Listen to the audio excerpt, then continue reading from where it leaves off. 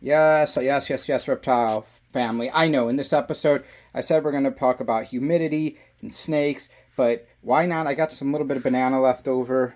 Let's see if any bearded dragons that are still awake didn't do brumation right now. A couple bites of banana. Good to make sure their potassium is good. Mmm. You want more? You had a big bite. Oh, there we go. Oh, geez. Wait, stop. No. Shoot. Oh, God. That's all you're getting. Freaking psycho. All right, we're going to start here with Zelda, but this tank is going to go the same for Soraya. And believe it or not, all three of my boas are shutting at the same time. How do I know they're shutting? Well, that's a great question. I'm glad you asked. You look at their colors and you can tell that they're much duller. There's a thin layer of white, so this is like really separating. And look at her eyes. Completely blue. So what have I done to try to keep humidity up, right? It is winter. I live in Michigan. We have a gas furnace. That's me and the reptiles. So gas furnace dries out the air. Heat, very efficient, 99% efficient heating. But it'll dry the air. So to combat that, we have a whole home humidifier on the furnace that pumps water into the air after it's heated. Okay, but still gets dry. So in this case with these big girls, I get these big water tubs, and instead of keeping them on the cool side, I move them over closer to the warm side, so they're partially under the top heating, which will heat the water slightly, but will cause it to evaporate. Now, when you do that, you can tell this water is just about empty. And truth be told, it was getting empty. She was going in the shed, and I thought I'd wait before I redo it for this video, so no big deal. There's just a little bit of water, and I had just dumped it. So that's the first thing you can do. This is what everybody should do, and these tubs will be refilled. Now, the snakes like to crawl in and out of there, so you see there's a little bit of dust, so I'm just going to use my brush and brush that, dump the dirt back in, pour fresh water in there, no big deal. Let's do that real quick. So there I've done my light brushing, and you guys know if you have reptiles, you're going to brush this out, and a couple minutes later, the reptile's just going to go right through that.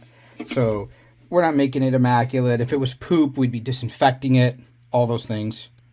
But since we only have a little layer of eco earth in there, it's all fine. We're going to go ahead and dump a pitcher of water in there.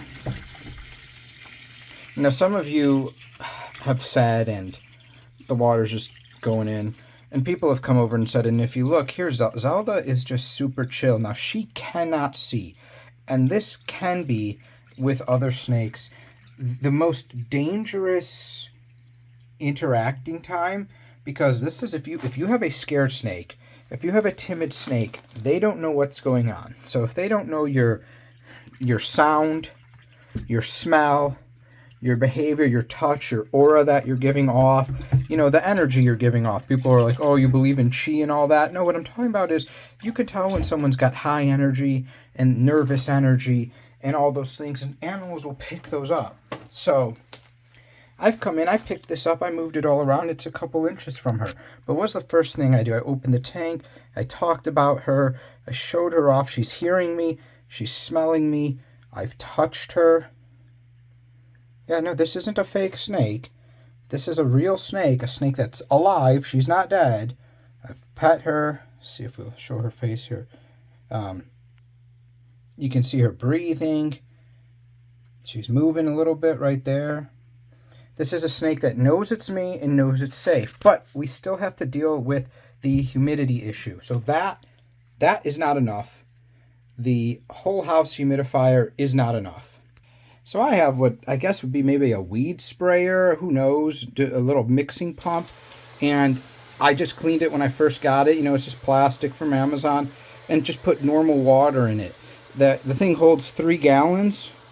That way I can just pump some humidity in. Now, I like to pump a lot on the Eco Earth that's directly under the radiant heat panel, as well as the top platform here. You're just trying to spread humidity, spray the walls. Now, if she was closer to shedding, which she's not, I would be spraying her to increase the humidity. But when her, oh, some drops got her. She's like, what the heck? I was resting. Everything's fine. But she's got a little ways to go. When their eyes are blue like that, they're not ready. She's going to get close, and you can tell she's closer when her eyes start to clear up. Oh, she's a little bit of yawn. Little yawn. She's waking up. Hey, honey. Hey, baby. Let's just get her to calm back down. There we go. She's cuddling back up. All good. Give her a nice pet. And then she's going to be nice and clean. Now, just because she's going into shed, we're doing this more. But we have to do this for all of the snakes. All right, here's Tetra. Now, people will always say, why? Why are you spraying? You have a water bowl. It's got water in it. If the snake was dry, if the snake is thirsty, you know, the snake will go there. Yeah, kind of. So the water bowl, although it does do some humidity for your environment, you have to keep the humidity at a certain level, even when your snake is not shedding.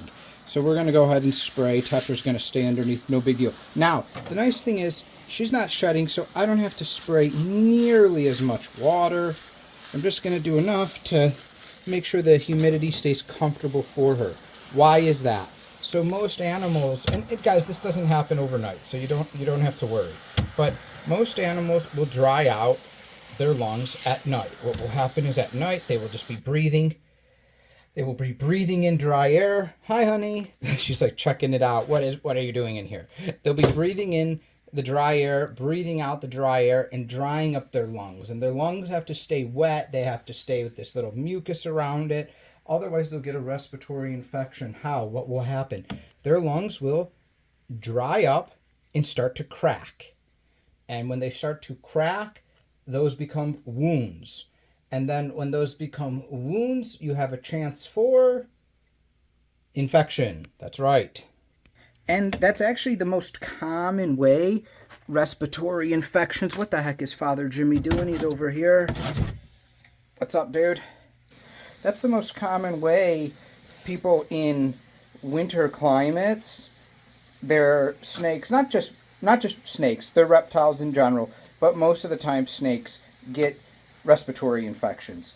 Is it gets too dry for too long. You don't have to worry if you're like, I try to keep the humidity at 35% and one night it, you know, drops down to 15.